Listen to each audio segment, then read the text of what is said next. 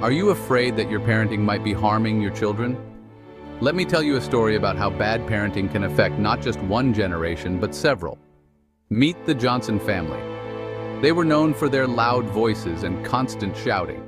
The parents often shouted at each other and their children, creating a household full of tension and stress. The Johnsons had 4 kids. Each of these children grew up in an environment where shouting was the norm. They were taught, not by words, but by actions, that shouting was the way to solve problems. So it's no surprise that these kids carried these behaviors outside the home.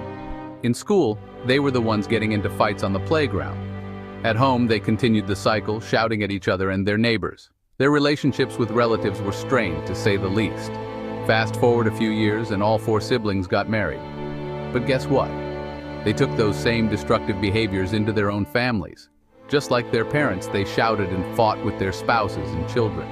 They created households filled with the same toxic environment they grew up in. Imagine the impact of this cycle. Children who grow up in such environments often struggle with their own relationships. They might find it hard to trust others or to express their emotions in a healthy way. This can lead to a lifetime of unhappiness and difficulty in forming meaningful connections. Now let's take a moment to think about this. What if the Johnson parents had realized their mistakes?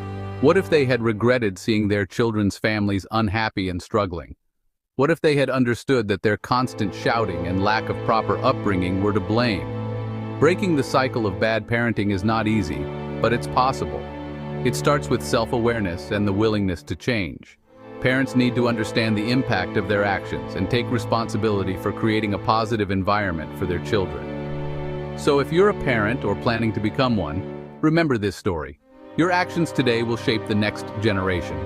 Teach your children kindness, respect, and understanding. Foster a home filled with love and support. Because a happy family creates a ripple effect, spreading positivity and well-being for generations to come. Thank you for listening.